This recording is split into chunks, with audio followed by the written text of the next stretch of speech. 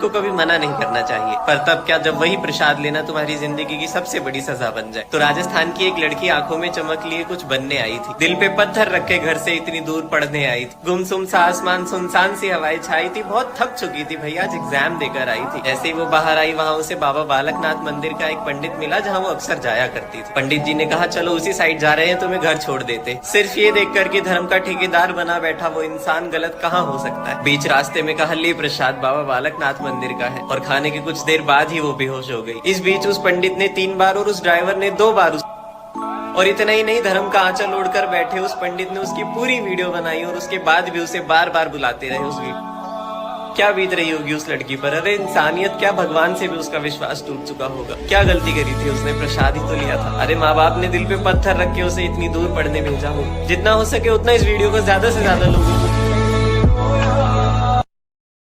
आप कौन है?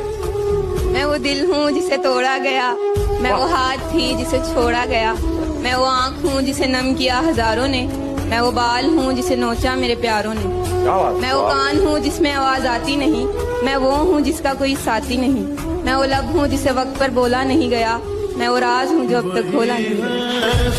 दोस्तों, एक गांव में एक साधु रहता था। वह जब भी नाचता था तो बारिश हो जाती थी। एक दिन गांव में शहर से 4 लड़के आए। जब उन्हें साधु के बारे में पता चला तो वे उसे चुनौती देने पहुंच गए। लड़कों ने गांव वालों को एकत्रित कर कहा कि हम नाचेंगे तो भी बारिश होगी, यदि हमारे नाचने से बारिश नहीं हुई तो साधु के नाचने से भी बारिश नहीं होगी। लड़के बड़े घमंडी थे, वे गाँव वालों के सामने साधु को गलत साबित करना चाहते थे। उन्होंने सबके सामने नाचना शुरू किया। पहला लड़का आधे घंटे नाचा लेकिन बारिश नहीं हुई, वह थक हार कर बैठ गया। फिर दूसरा 1 घंटे नाचा लेकिन बारिश का नामो निशान नहीं मिला। इसी तरह बाकी 2 लड़के भी नाच कर थक हार कर बैठ गए लेकिन बारिश नहीं हुई। अब साधु के नाचने की बारी आई। वह 2 घंटे नाचा लेकिन बारिश नहीं हुई। हालांकि उसने नाचना जारी रखा। उसे नाचते हुए शाम हो गई, वह फिर भी नाचता रहा। अचानक बादल गरजने लगे, फिर बारिश होने लगी। यह देखकर लड़के हैरान हो गए। उन्होंने साधु से पूछा, बाबा हम नाचे तो बारिश नहीं हुई लेकिन आप नाचे तो हो गई, ऐसा क्यों? इस पर साधु बोला, जब मैं नाचता हूँ तो 2 बातों का ख्याल रखता हूँ। पहला, मैं ये सोचता हूँ कि मेरे नाचने से बारिश जरूर होगी। दूसरा, मैं तब तक नाचता हूँ जब तक कि बारिश हो ना।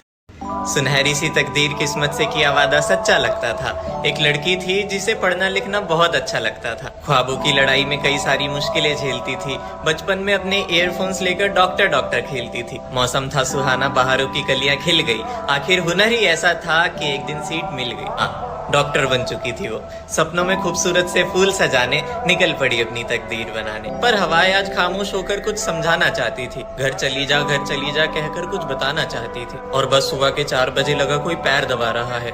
नींद गहरी थी तो लगा सपना आ रहा है। पर जब दास्ता बढ़ा तो नींद उड़ी। आंखें खुली तो सामने उसके चश्मे के शीशे उसकी आंख, और अगले ही पल उसके कपड़े फाड़ दिए। वो चीखी चिल्लाई पर लोग सुन नहीं पा रहे थे। काला पर्दा है इस सच्चाई, कई सारे राज छिपाकर किताब का वो हिस्सा ही फाड़ दिया। डॉक्टर बनने चली थी ना, लो जान से। हम खामोश नहीं बैठेंगे जब तक उसे इंसाफ न मिल जाए। भेज दो सब।